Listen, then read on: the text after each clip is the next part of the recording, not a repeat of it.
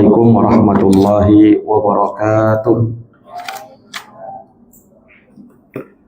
Innal hamdalillah nahmaduhu wa nasta'inuhu wa nastaghfiruh wa na'udzu billahi min shururi anfusina wa min sayyiati a'malina. May yahdihillahu fala mudhillalah wa may yudlil fala hadiyalah.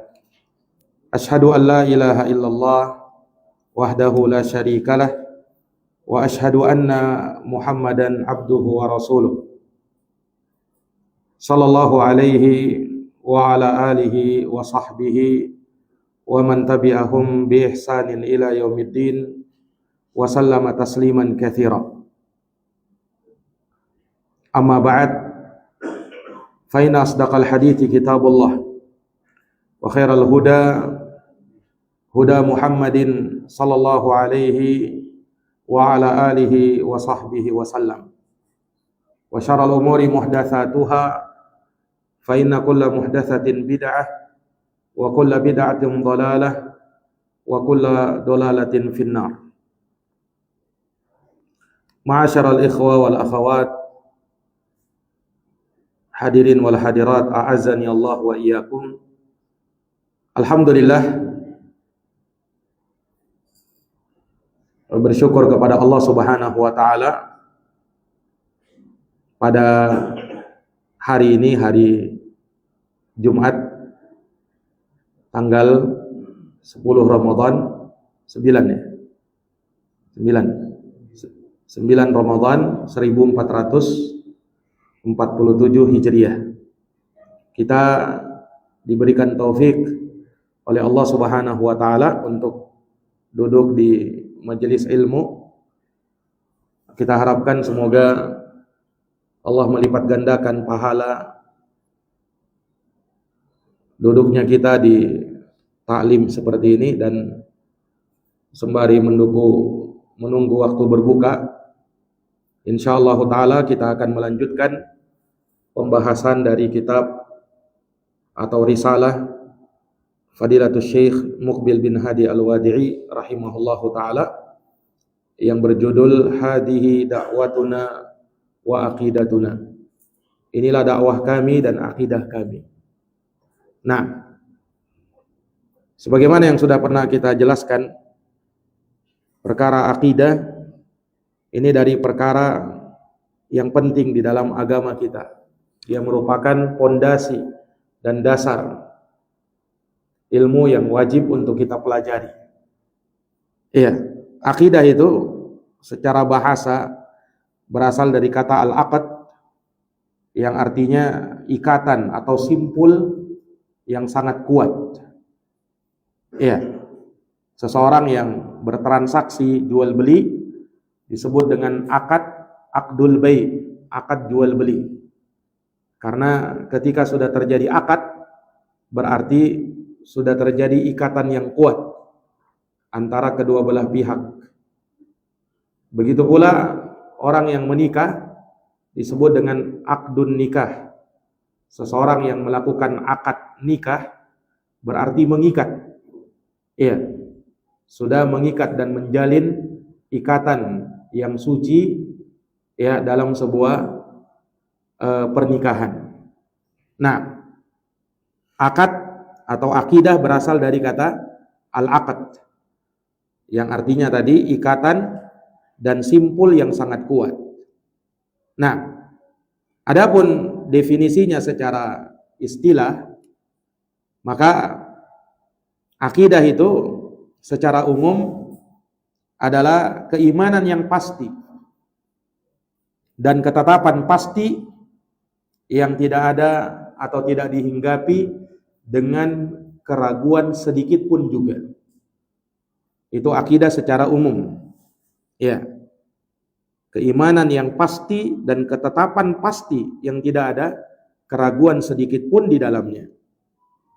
Adapun akidah secara khusus, maka akidah yang kita inginkan di sini adalah aqidatul Islam yang mencakup keimanan yang pasti kepada Allah Subhanahu wa taala, kepada para malaikat, kitab-kitab, para nabi dan para rasul, hari kiamat, dan juga beriman kepada takdir yang baik dan buruk, serta mengimani semua yang datang di dalam Al-Quran dan Sunnah Nabi yang menjadi pokok-pokok dasar-dasar agama.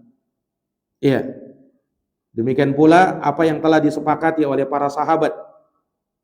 Nah, dari hukum-hukum Allah Subhanahu wa taala. Ini definisi akidah. Iya. Dan akidah itu, ikhwani fiddin, a'azani Allah wa iyyakum, punya penamaan-penamaan di kalangan ahlu sunnati wal jamaah. Disebut dengan al-aqidah. Iya, disebut dengan al-aqidah. Dan banyak para ulama menamakan buku-buku akidah dengan nama dan sebutan akidah. Seperti misalnya kitab karya Imam As-Sabuni yang wafat pada tahun 458 yang judul kitabnya Aqidatus Salaf wa Ashabul Hadis. Nah, dan seperti kitab ini, Syekh Muqbil menamakan bukunya dengan Hadhihi Da'watuna wa Aqidatuna. Terkadang ada ulama yang menamakan kitab akidah dengan Al-I'tiqad, seperti kitab Syarah Usul I'tiqad Ahli Sunnati wal Jamaah karya Imam Al-Lalaka'i yang wafat pada tahun 449 Hijriah.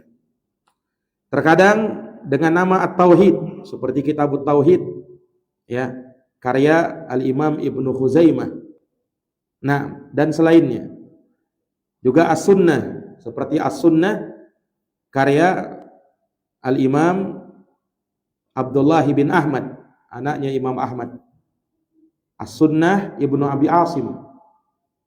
Ya, dan selainnya.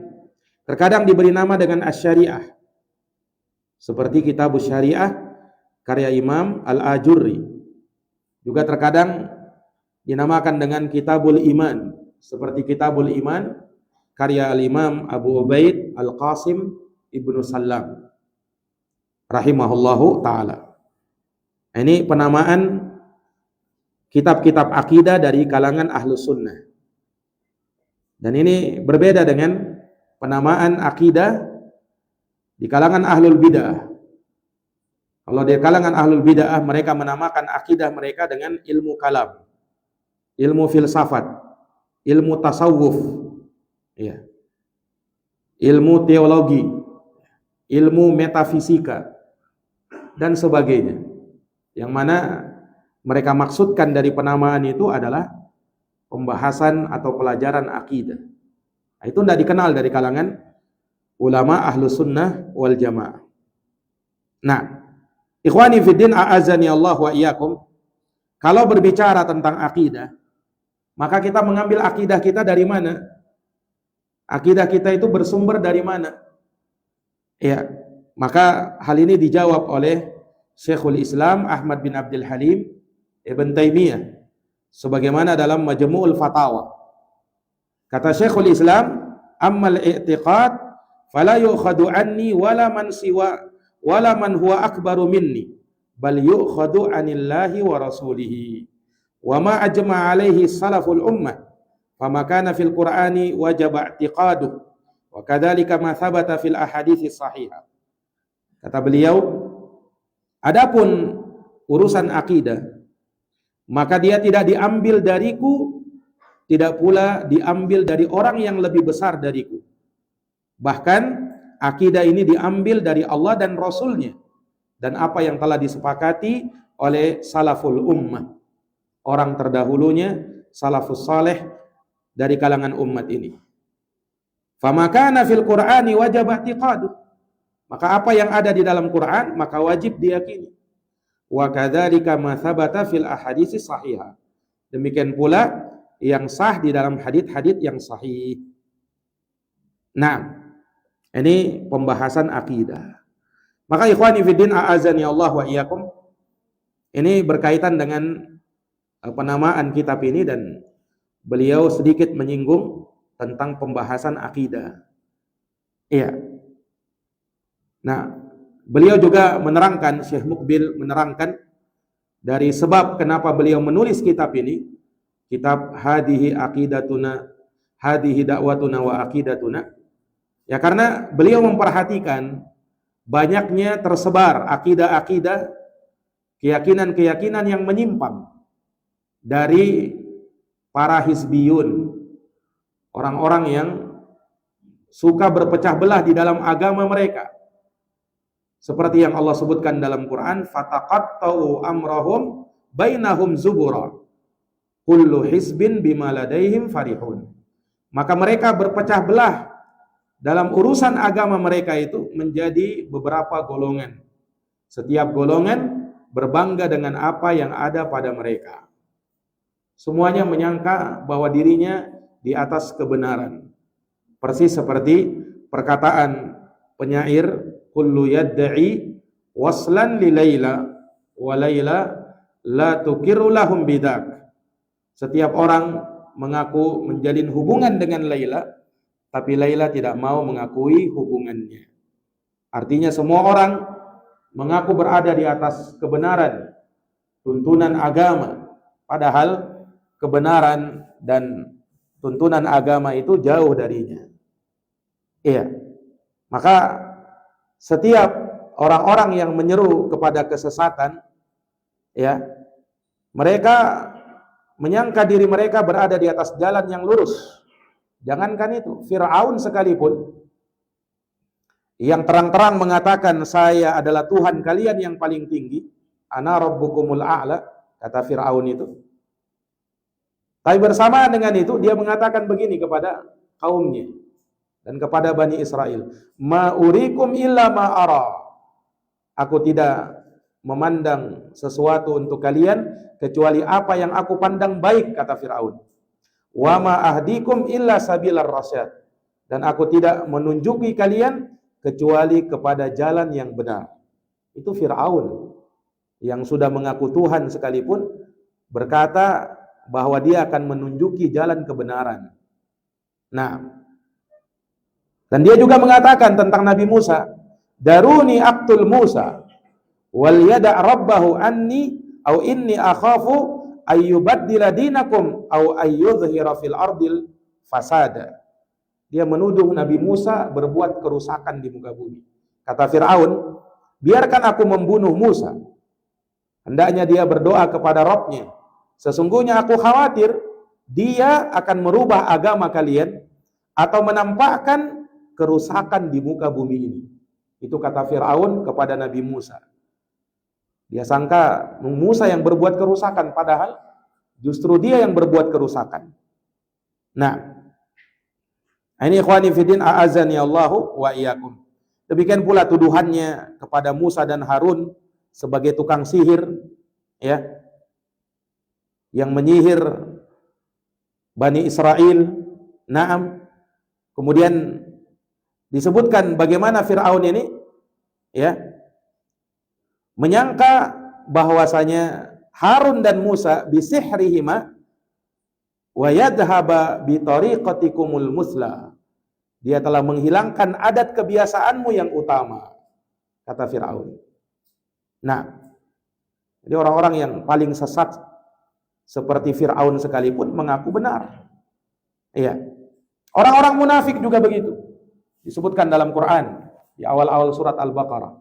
Wa idza qila lahum la tufsidu fil ard, kalau dikatakan kepada mereka orang munafik itu, jangan berbuat kerusakan di muka bumi, qalu innama nahnu muslihun.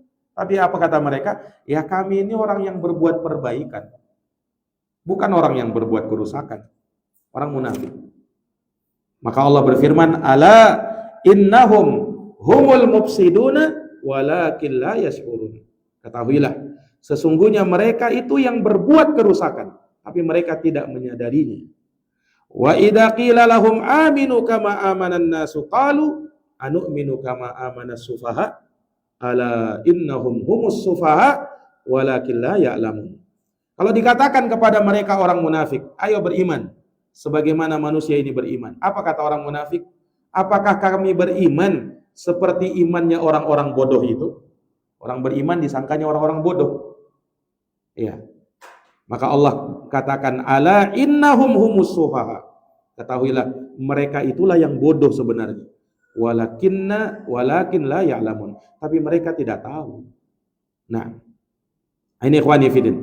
Maka Syekh Muqbil menyebutkan ya di dalam muqaddimah kitab beliau ini, di masa beliau atau di tempat beliau hidup satu kelompok yang sangat sesat dan menyimpang, kelompok Ismailiyah yang bernisbat kepada Ismail bin Ja'far secara dusta dari mereka, dan ini satu kelompok dari kelompok Syiah.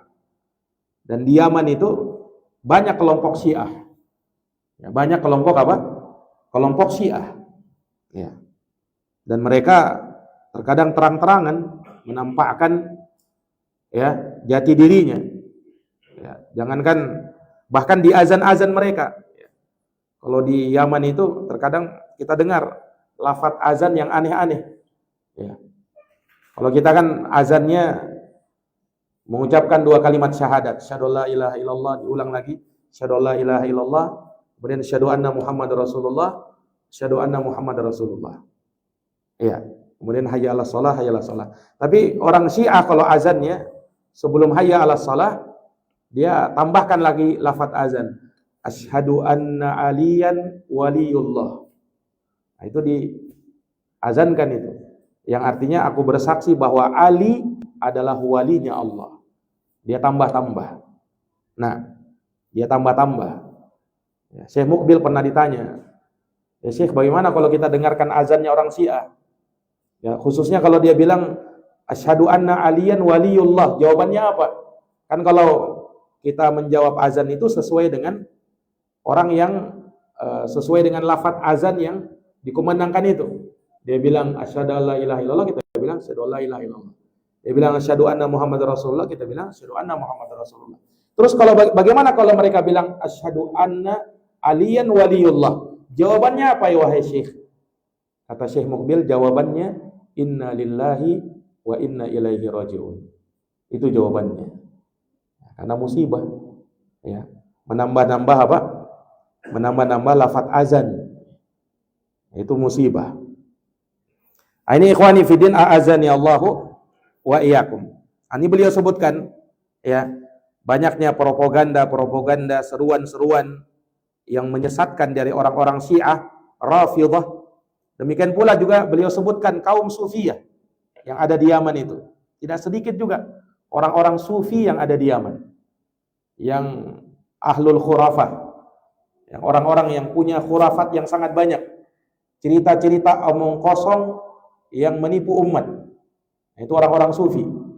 Nah, cerita-cerita yang tidak masuk akal, tapi mereka klaim sebagai karomah. Ahlus sunnah tidak mengingkari karomah, tetapi apa yang mereka sebutkan dari orang-orang Sufi ini sudah hal-hal yang sangat bertentangan dengan syariat. Nah, maka Syekh Muqbil sebutkan alasan-alasan ini. Banyaknya tersebar akidah yang menyimpang, kesesatan. Ini yang mendorong beliau menulis risalah ini. Menulis kitab ini, kitab risalah yang berjudul Hadihi Da'watuna wa Aqidatuna. Inilah dakwah kami dan inilah seruan kami. Kita akan baca poin demi poin yang disebutkan oleh Syekh rahimahullahu ta'ala.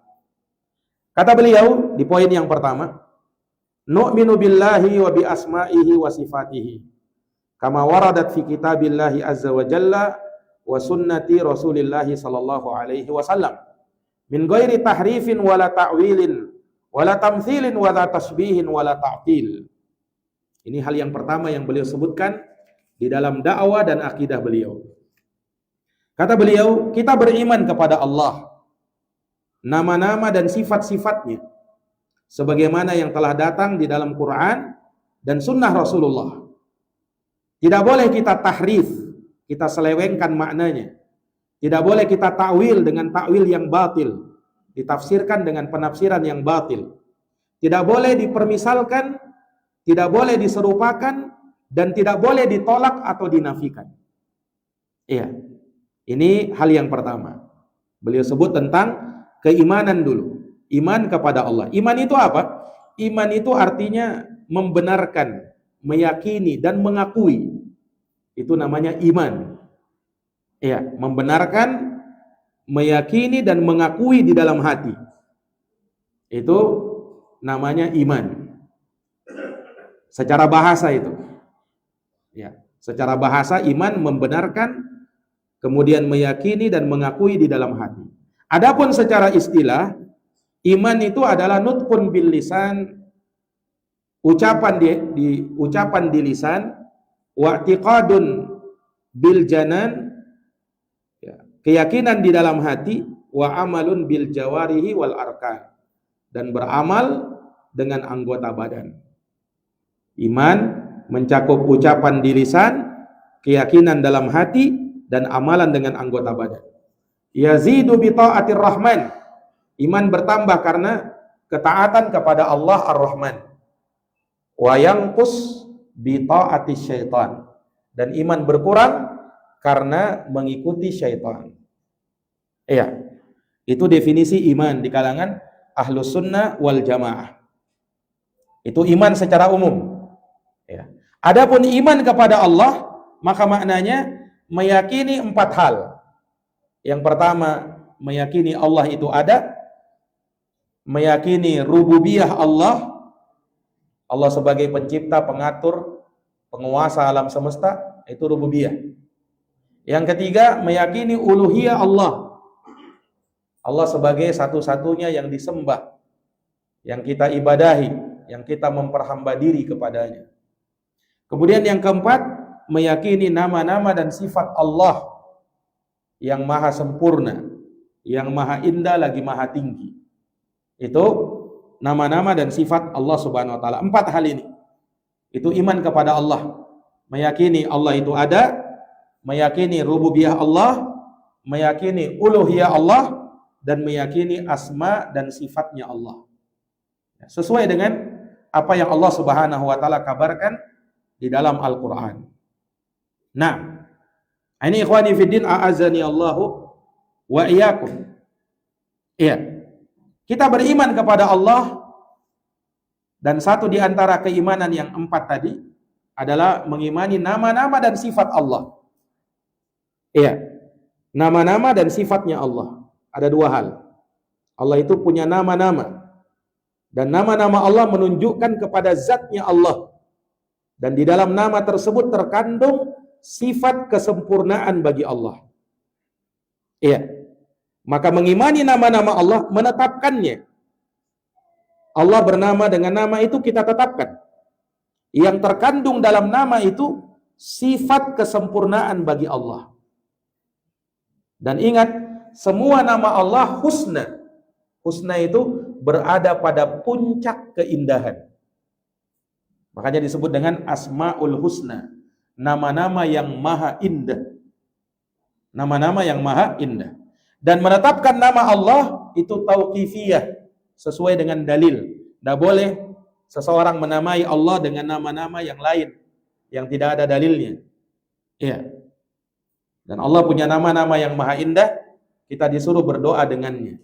Walillahil asmaul husna fad'uhu biha. Milik Allah nama-nama yang maha indah itu, maka berdoalah kepada Allah dengan nama-nama tersebut. Iya. Adapun sifat-sifatnya, Allah punya sifat-sifat yang maha tinggi. Sama sifatnya tauqifiyah, harus sesuai dengan dalil. Ahlus Sunnah menetapkan sifat-sifat bagi Allah sesuai dengan apa yang ada dalam Quran ataupun hadits Nabi sallallahu alaihi wasallam. Apa yang Allah tetapkan, kita tetapkan. Apa yang Allah tidak tetapkan, maka kita tidak boleh menetapkannya. Nah, maka ikhwani fiddin, kita tetapkan nama-nama dan sifat bagi Allah sesuai dengan apa yang ada dalam Quran dan Sunnah. Tidak boleh kita tahrif, kita rubah dari makna asalnya kepada makna yang batil, tidak boleh. Iya, karena itu dari hal yang tercela di dalam agama. Ya. Yang melakukan tahrif pertama kali itu orang-orang Yahudi. Mereka disuruh mengucapkan hittah, ya, yang artinya bebaskan kami dari dosa-dosa, tapi justru mereka bermain-main. Mereka mengatakan hintoh. Hintoh itu salah satu makanan pokok, ya, yaitu biji gandum. Nah, bermain-main. Nah, itu orang-orang Yahudi mentahrif, ya, kalimat-kalimat Allah Subhanahu wa taala. Maka tahrif tidak boleh ada dalam nama-nama dan sifat-sifat Allah. Tidak boleh ada takwil. Takwil ini tafsir yang batil. Ya, semakna sebenarnya dengan tahrif, ya. Kemudian tidak boleh ada tamtsil, mempermisalkan nama atau sifat tersebut dengan makhluk. Oh, ini sama dengan makhluk, seperti makhluk, tidak boleh. Karena Allah laisa kamitslihi syai', tidak ada sesuatu pun yang semisal dengannya. Wa huwas samiul basir, dan dia Maha mendengar lagi Maha melihat. Kemudian wala tasbih, tidak boleh ada penyerupaan kepada makhluk. Ya, ini mirip dengan tamsil juga. Ya, walaupun dia lebih khusus daripada tamthil. Ya. Ikhwani fiddin a'azani Allahu wa iyyakum. Kemudian tidak boleh ditaktil, ditinggalkan atau dinafikan, ditolak sifat-sifat atau nama tersebut. Sebagaimana orang-orang Jahmiyah yang menolak semua sifat dan nama bagi Allah Subhanahu wa taala. Ya, mereka menyalahartikan nama-nama Allah dan sifat-sifat Allah tidak sebagaimana yang dipahami, ya, yang termaktub di dalam Al-Qur'an dan Sunnah.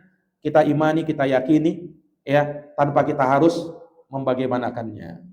Udah buka? Udah azan tadi. Kaget kita dapatnya. Baik. Mungkin kita cukupkan dulu ikhwani fiddin. Ya. Oh, dia mungkin itu ya. Baik. Barakallahu fikum, kita cukupkan, kita akhiri dengan doa kafaratul majlis. Subhanakallahumma bihamdik, syada la ilaha illa anta astaghfiruka wa atubu ilaik. Assalamualaikum warahmatullahi wabarakatuh.